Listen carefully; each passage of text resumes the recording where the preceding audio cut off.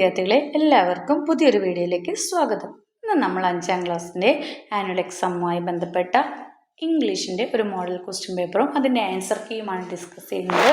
അപ്പോൾ മക്കൾ ആദ്യമായാണ് ഈ ചാനൽ കാണുന്നതെങ്കിൽ ചാനലൊന്ന് സബ്സ്ക്രൈബ് ചെയ്യണം. അപ്പോൾ നമുക്ക് വീഡിയോയിലേക്ക് കിടക്കാം. നോക്കൂ മക്കളെ, ഫസ്റ്റ് ആക്ടിവിറ്റി ഒരു കോൺവെർസേഷനാണ് നൽകിയിരിക്കുന്നത്. കോൺവെർസേഷൻ എഴുതാനാണ് തന്നിരിക്കുന്നത്. കോൺവെർസേഷൻ അല്ല തന്നിരിക്കുന്ന, ഒരു പാരഗ്രാഫ് തന്നിരിക്കുകയാണ്. നിങ്ങൾ പഠിച്ച ഒരു സ്റ്റോറിയുമായി ബന്ധപ്പെട്ടിട്ടുള്ള ഒരു പാരഗ്രാഫാണ്. അത് വായിച്ചിട്ട് അതിൽ ആരുമായിട്ടുള്ള കോൺവെർസേഷൻ, സംഭാഷണമാണ് എഴുതാൻ പറയുന്നത് നോക്കി സംഭാഷണം എഴുതുക. നോക്കൂ, Michael was very sad. Michael വളരെയധികം വിഷമിച്ചിരിക്കുകയായിരുന്നു, സങ്കടപ്പെട്ടിരിക്കുകയായിരുന്നു. He was not ready to go with his brothers to play. അവൻ എന്താണ്, അവൻ്റെ ബ്രദേഴ്സിൻ്റെ കൂടെ കളിക്കാൻ പോകാനായിട്ട് റെഡിയാവുന്നില്ല.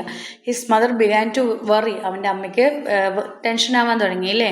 When she saw Michael sitting alone the steps. അവൾ കണ്ടു എന്ത്, മൈക്കിൾ ഒറ്റയ്ക്ക് ഇരിക്കുന്നതായിട്ട് കാണുന്നു. She asked his father to talk to him. അവൻ്റെ അച്ഛനോട് പറയാണ്, അവനോട് സംസാരിക്കാനായിട്ട് ആവശ്യപ്പെടുകയാണ്.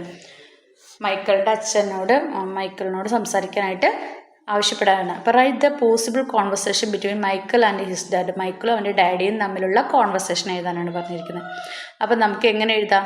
Dad, you look so sad. എന്താ പറയണേ, മോനെ നീ വിഷമിച്ചിരിക്കുന്നു എന്നതായിട്ട് കാണുന്നു. വാട്ട് ഹാപ്പൻ മൈക്കിൾ, നിനക്ക് എന്താണ് പറ്റിയത്? അപ്പം മൈക്കിൾ എന്താ പറയുന്നത്? Dad, I just don't understand why I'm not taller yet. എന്താ പറയുന്നത്? എന്താണ്, എനിക്ക് മനസ്സിലാവുന്നില്ല, ഞാൻ എന്തുകൊണ്ടാണ് ഐ എം നോട്ട് ടോളർ, ഞാൻ എന്താണ്, എനിക്ക് ഹൈറ്റ് ഇല്ല എന്നാണ് ആ കുട്ടി പറയുന്നത് അല്ലേ.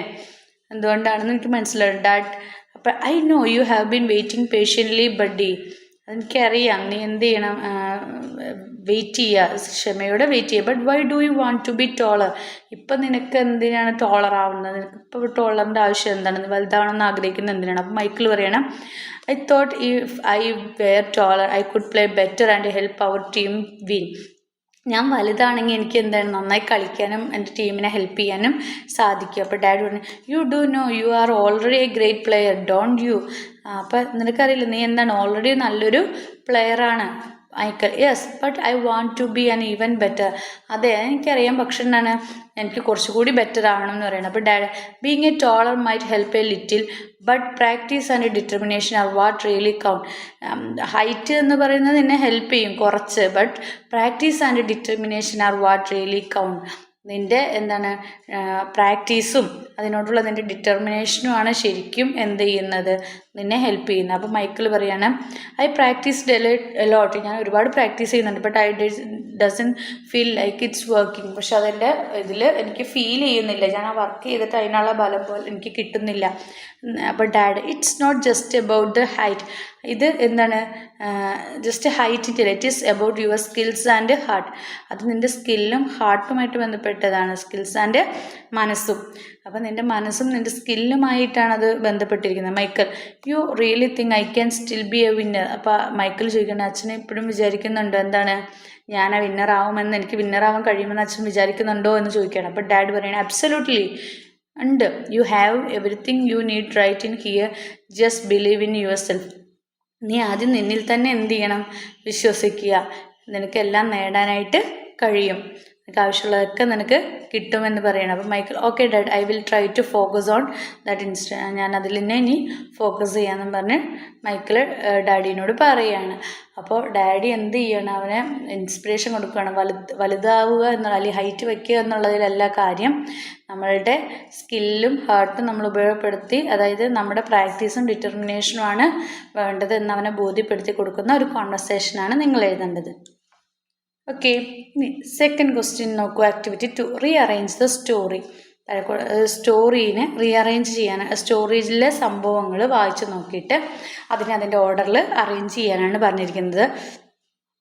Some events from the story. A day at the farm is given in jumbled order. ജംബിൾഡാക്കി തന്നിരിക്കുകയാണ്, അതായത് അവിടെ ഇവിടെയും കൊണ്ടിട്ടിരിക്കുകയാണ് അല്ലേ, ഒരു കൃത്യമായ ഓർഡറിലല്ലാതെ തന്നിരിക്കുകയാണ്. അപ്പോൾ ഏതാണ് ആദ്യം നടന്ന സംഭവം എന്ന് നോക്കിയിട്ട് അതിനെ റീഅറേഞ്ച് ചെയ്യാനാണ് പറഞ്ഞിരിക്കുന്നത്. Rearrange them in sequential order. ആദ്യം നമുക്ക് എന്തൊക്കെ തന്നേക്കണേ നോക്കാം.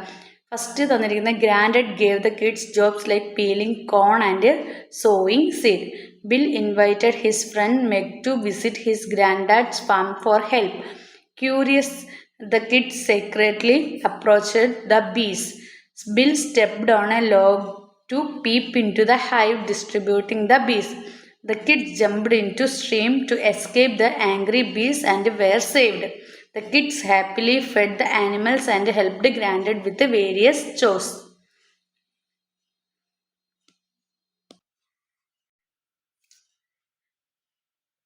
നമുക്ക് നോക്കാം എങ്ങനെയാണ് അറേഞ്ച് ചെയ്യേണ്ടതെന്ന്. നോക്കൂ, ഇതിൽ ആദ്യം നടക്കുന്ന സംഭവം എന്നാണ്? Bill invited his friend Meg to visit his grandad's farm for help. Bill എന്ത് ചെയ്തു? അവൻ്റെ ഫ്രണ്ടായ മെഗിനെ അവൻ്റെ ഗ്രാൻഡ് ഫാദറിൻ്റെ ഫാമിൽ അല്ലേ, ഫാമിൽ ഹെൽപ്പിങ്ങിന് വേണ്ടിയിട്ട് ക്ഷണിക്കുകയാണ്. അപ്പോൾ ഇതാണ് ഫസ്റ്റ് വരേണ്ടത്. ആദ്യം നടന്ന സംഭവം അതാണ് അല്ലേ. അതിനുശേഷം എന്താ സംഭവിക്കുന്നത്? Grandad gave the kids jobs like peeling corn and sowing seed. Grandad എന്താ ചെയ്യുന്നത്? അതായത് ഗ്രാൻഡ് ഫാദർ, അതായത് മുത്തശ്ശൻ എന്ത് ചെയ്യാണ്? കുട്ടികൾക്ക് ജോലി കൊടുക്കുകയാണ്. പീലിംഗ് കോണിനെ പീൽ ചെയ്യാനും ഇങ്ങനെ കോണിൻ്റെ പീലിംഗ് ചെയ്യാനും അതിൻ്റെ തൊലി കളയാനും അതിൻ്റെ സോവിങ് സീഡ്സ് സോ ചെയ്യാനും വേണ്ടിയിട്ടുള്ള ജോലികൾ കൊടുത്തു. അപ്പോൾ അതാണ് രണ്ടാമത്തെ ചെയ്യുന്നത്. മൂന്നാമത് എന്താണ് സംഭവിക്കുന്നത്? അപ്പോൾ കുട്ടികൾക്ക് അതിൽ ഹാപ്പി ആയിട്ട് കുട്ടികൾ എന്ത് ചെയ്യുന്നു? The kids happily fed the animals and help the grandad with various chores. Grand help ചെയ്യാൻ വേണ്ടിയിട്ട് ആനിമൽസിനെ ഫുഡ് കൊടുക്കുകയും പിന്നെന്താ ആനിമൽസിന് ഫാമിലിയുള്ള ആനിമൽസിന് ഭക്ഷണം കൊടുക്കുകയും മറ്റുള്ള കാര്യങ്ങൾ വീട്ടു ജോലികളിലൊക്കെ എന്താണ് സഹായിക്കുകയും ചെയ്തു. അടുത്തത് എന്താ ചെയ്യുന്നത്? അടുത്തത് curious the kids secretly approach the ബീസ്. എന്താണ്? കുട്ടികൾ എന്ത് ചെയ്യുന്നു? ബീസിനെ അടുത്തേക്ക് രഹസ്യമായിട്ട് ബീസിൻ്റെ അടുത്തേക്ക് പോകുന്നു. അടുത്ത് Bill stepped on log to peep into the hive distributing the bee. Bill എന്ത് ചെയ്യുന്നു? ആ തേനീച്ചക്കൂടിൽ ചവിട്ടുന്നതാണ് അഞ്ചാമത് വരുന്നത് അല്ലേ. അതോടുകൂടി ബീസ് അതിൽ വരുന്നു. ബീസ് അവരെ കൊത്താനായിട്ട് വരുന്നു. ആറാമത്തെ എന്താണ് വരുന്നത്? The kids jumped into stream to escape the angry bees and were saved. കുട്ടികൾ ദേഷ്യപ്പെട്ടിരിക്കുന്ന ബീസ് തേനീച്ചകളിൽ നിന്ന് രക്ഷപ്പെടാനായിട്ട് എന്ത് ചെയ്യുന്നു? സ്ട്രീമിലേക്ക് അല്ലേ, വെള്ളത്തിലേക്ക് ചാരുവിയിലേക്ക് ചാടുന്നു. കുട്ടികൾ ചാടുന്നു. അപ്പോൾ ഇങ്ങനെയാണ് ഓർഡറിൽ എഴുതേണ്ടത്. ആദ്യം Bill invited his friend Meg to visit his grandad's farm to help. Second, grandad give to kids. Grandad കിഡ്സിന് ജോലി കൊടുക്കുന്നു like peeling corn and sowing seeds. മൂന്നാമത് the kids happily fed the animals and help the grandad with various chores. ഗ്രാൻഡ് ഡാഡിൻ്റെ കൂടെ ജോലികളിൽ അവർ അവരുടെ ഗ്രാൻഡ് ഡാഡിനെ സഹായിക്കുന്നു. നാലാമത്തെ curious the kids secretly approach the bees. തേനീച്ചകളുടെ അടുത്തേക്ക് കുട്ടികൾ പോകുന്നു.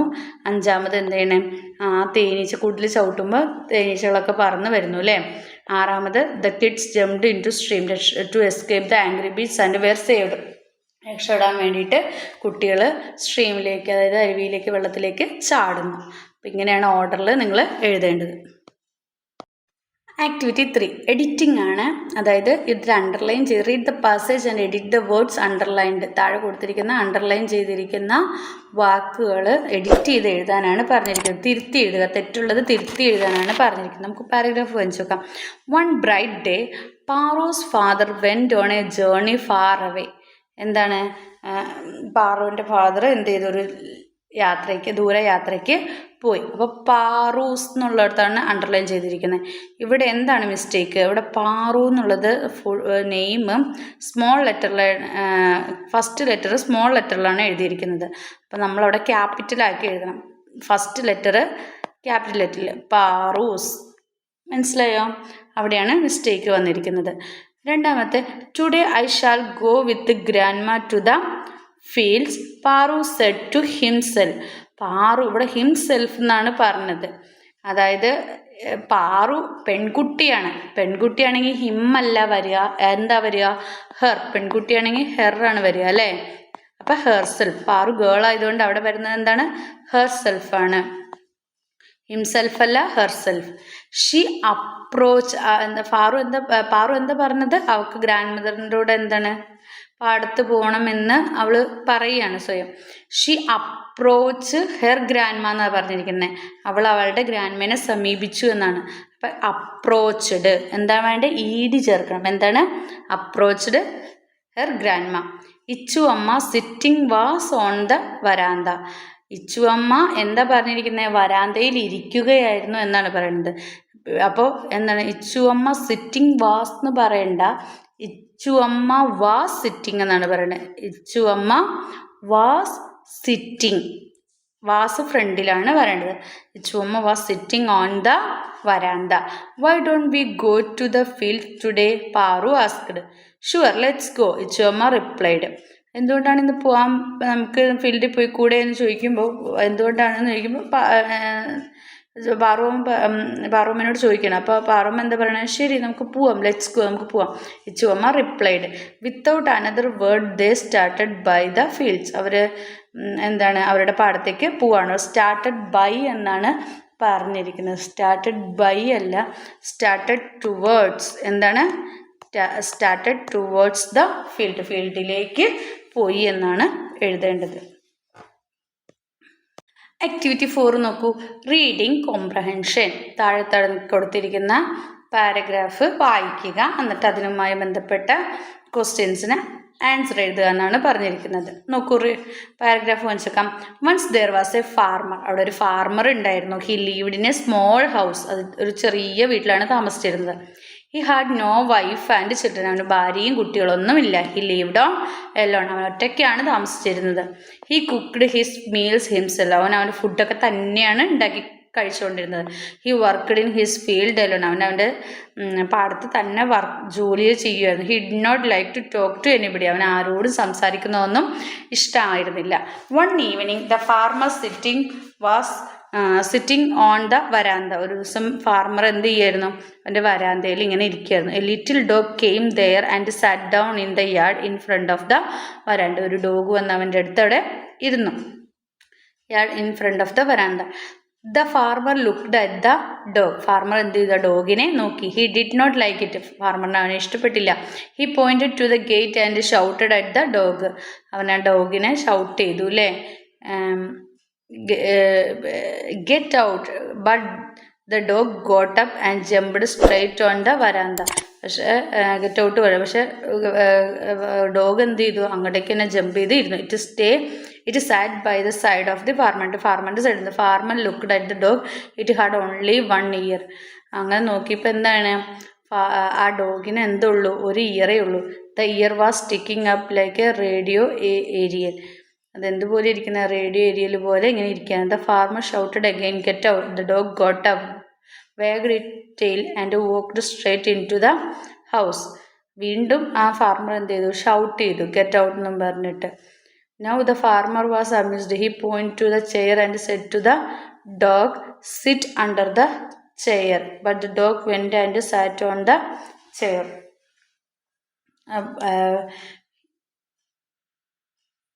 The farmer said, you are funny dog, I like you.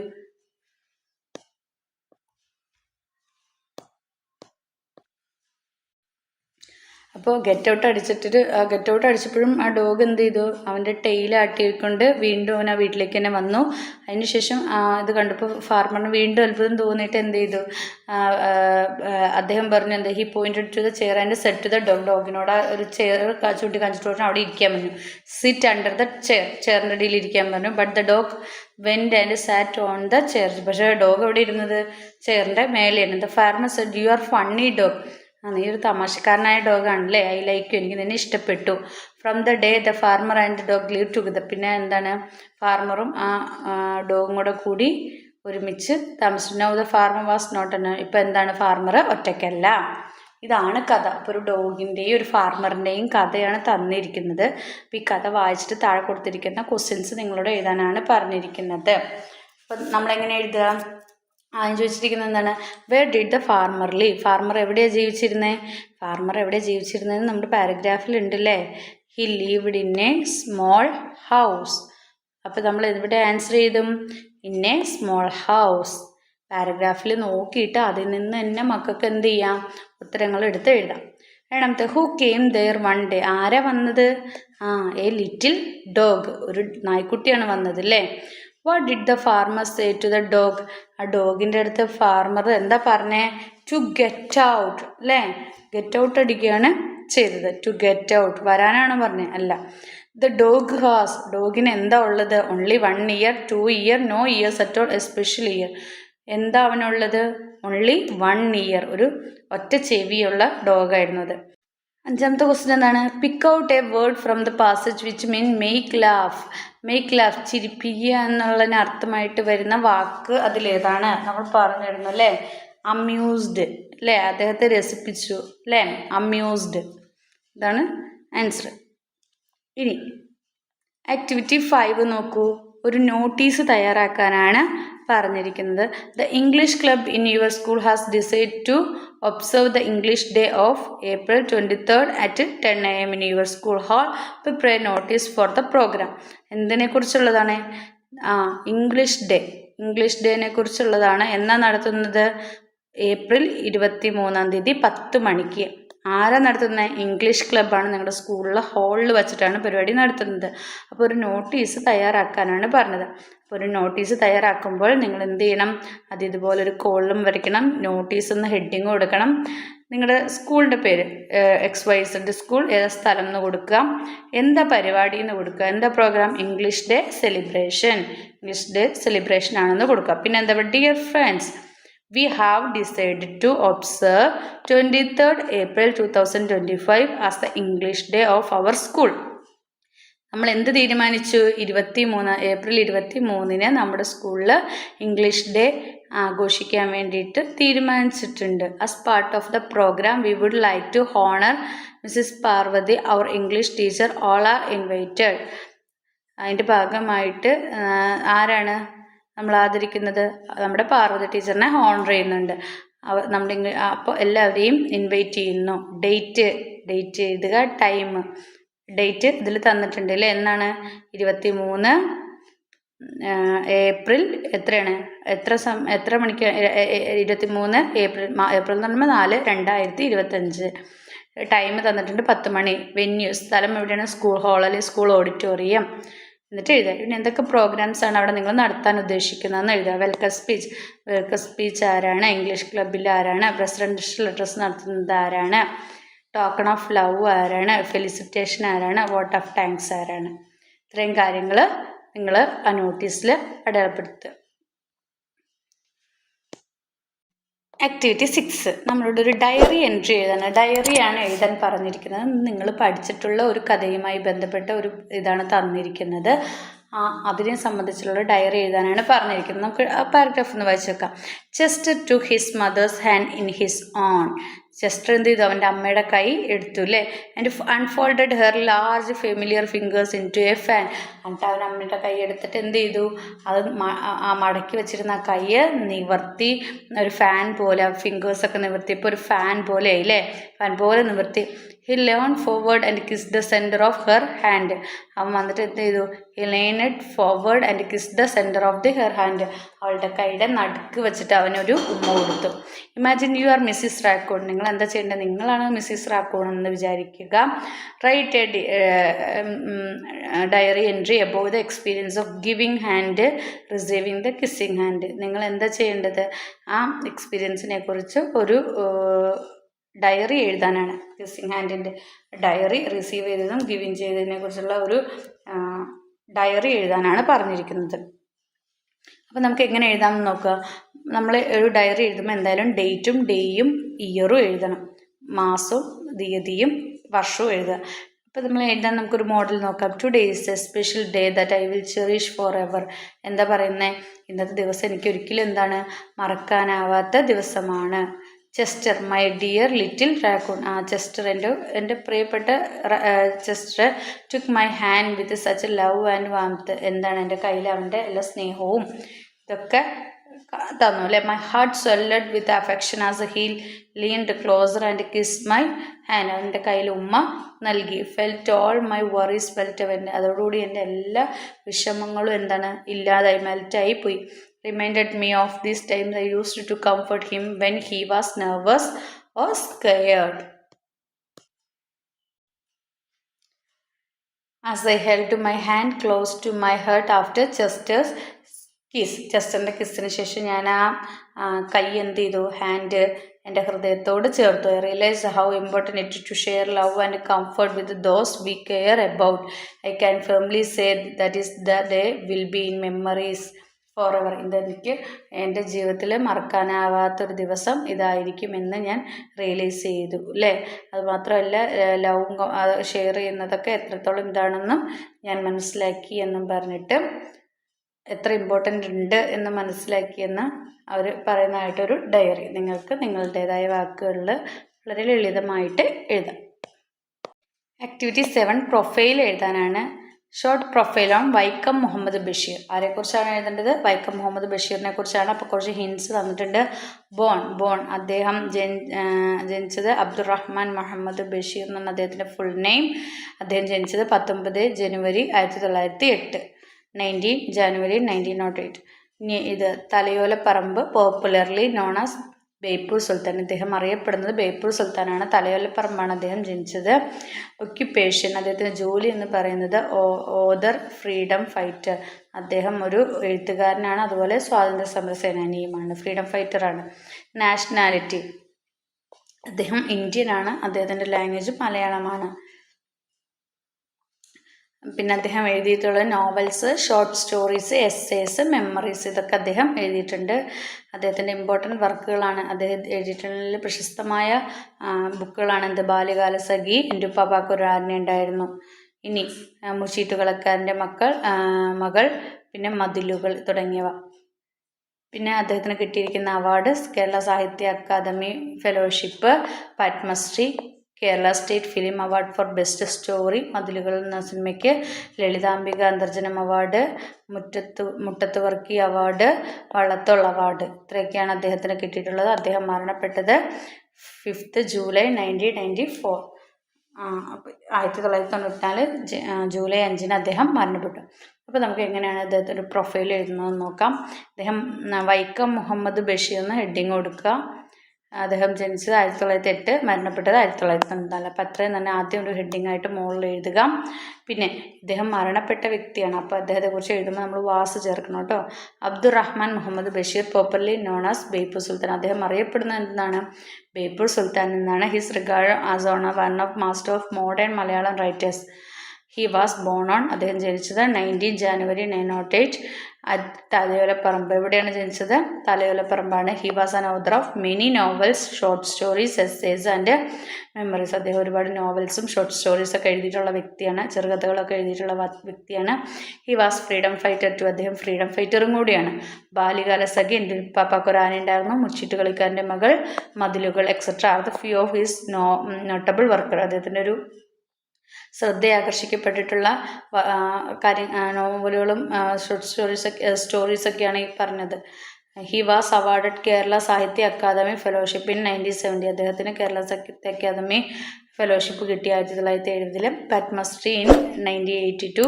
Kerala state film award for best story in 1989. Mathilukal എന്ന ഫിലിമിന് കിട്ടി. ലളിതാംബിക അന്തർജനം അവാർഡ് 1992 കിട്ടി. മുട്ടത്ത് വർക്കി അവാർഡ് 1993 കിട്ടി. വള്ളത്തോൾ അവാർഡ് 1993 കിട്ടി. Etcetera. He passed away on 5 July 1994. അദ്ദേഹം ഹി ഡൈഡ് എന്നും എഴുതാട്ടോ. ഡൈഡ് ഓൺ എന്താണ് 5 ജൂലൈ 1994 അദ്ദേഹം മരണപ്പെട്ടു. അപ്പോൾ ഒരു പ്രൊഫൈൽ എഴുതാനായിട്ട് നിങ്ങളോട് പറയും. ഇത്രയൊക്കെയാണ് ഇംഗ്ലീഷുമായി ബന്ധപ്പെട്ടിട്ടുള്ള മോഡൽ ക്വസ്റ്റ്യൻസ് ഉള്ളത്. മക്കൾ നന്നായി പഠിക്കുക. നിങ്ങൾക്ക് വീഡിയോ ഇഷ്ടമെങ്കിൽ ലൈക്ക് ചെയ്യുക, ഷെയർ ചെയ്യുക. അതുപോലെ ചാനൽ ആദ്യമായി കാണുന്നവരുണ്ടെങ്കിൽ ചാനൽ ഒന്ന് സബ്സ്ക്രൈബ് ചെയ്യണേ. Then see again. Thank U.